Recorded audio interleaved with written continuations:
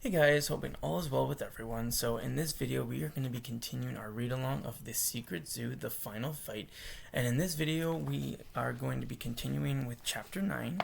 I hope you guys are doing well and I hope you enjoy the read today. Chapter 9, Unsealing the Ceiling. This way, Ella said. Are you even behind me? Yeah, right here, Evie said. The two girls were making their way through the halls of Clarksville Elementary just after 8 o'clock at night. They were in full camouflage. Getting into Clarksville Elementary had been easy enough. It wasn't difficult to sneak into places when you had a magical key and could walk around like a ghost. And getting out of Ella's house hadn't been an issue because it was her mother's bowling league night. The other scouts and specters had stayed back, mostly because getting the scouts out of their houses would have been difficult. Here, Ella said as she pointed to the room 112 sign beside the door to her classroom, before realizing Evie couldn't see her.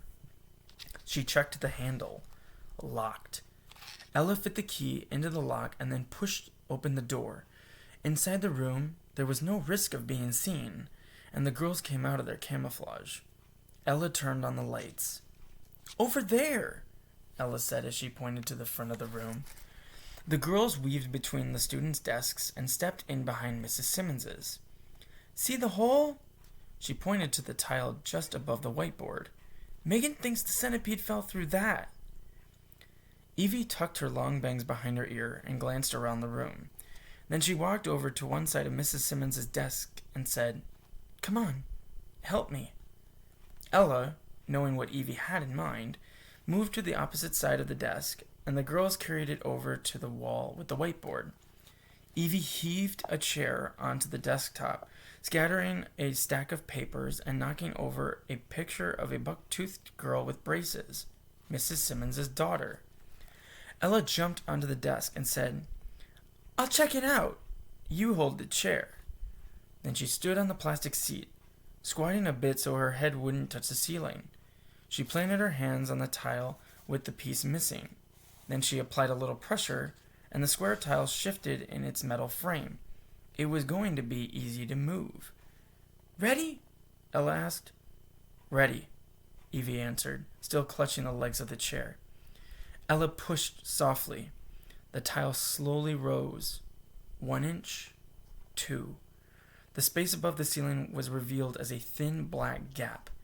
Ella peered into it. I can't see anything, she said. It's too... A creature fell through the gap and dangled near her head. It had dozens of pointy legs and a long segmented body. Another giant centipede. It whipped back and forth, and when its hard head touched Ella's wrist, Ella freaked and dropped one arm. The ceiling tile tipped, and more than a dozen centipedes came pouring out.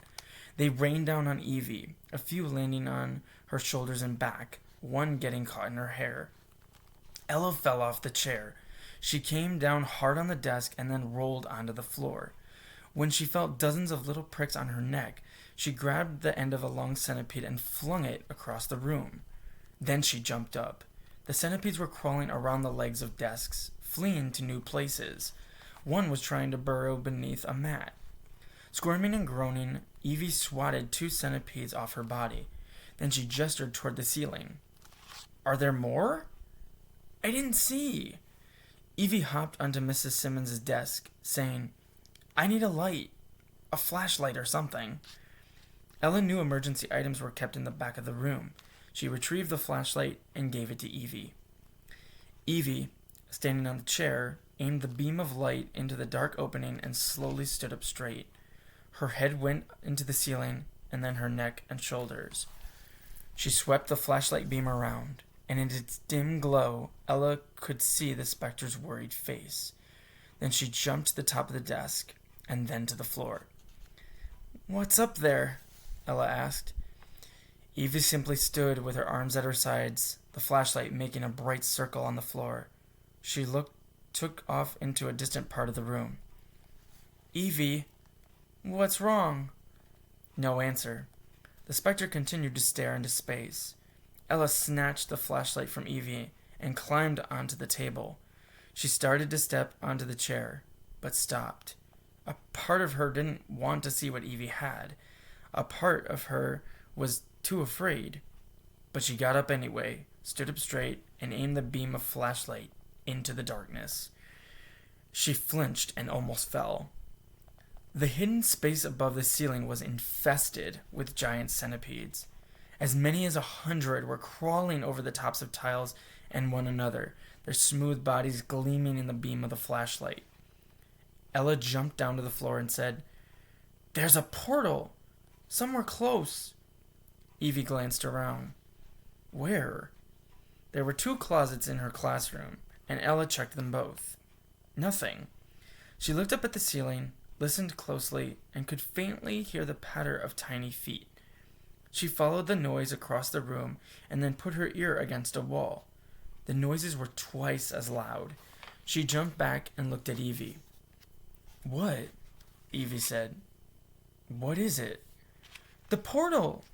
It's in the wall!" Evie's expression froze. She ran past Ella, pressed her ear to the wall for a few seconds, and then pulled her head away. "Mr. Darby's right," Ella said. "DeGraff's opening a new portals." Neither spoke for what seemed a long time. Then Evie touched the transmit button on her headset and said, "Girls, what's your location?"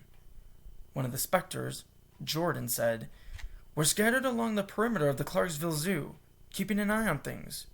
What do you need?" "Help," Evie said, "at Clarksville Elementary again, and as soon as possible." And I'll stop the video there, ending chapter 9, but I hope you guys enjoyed the read today, and I hope to see you guys the next time when we continue the read along of The Secret Zoo, The Final Fight, with continuing chapter 10. But I hope you guys have a wonderful rest of your day, and as always, please take good care and be safe. Bye.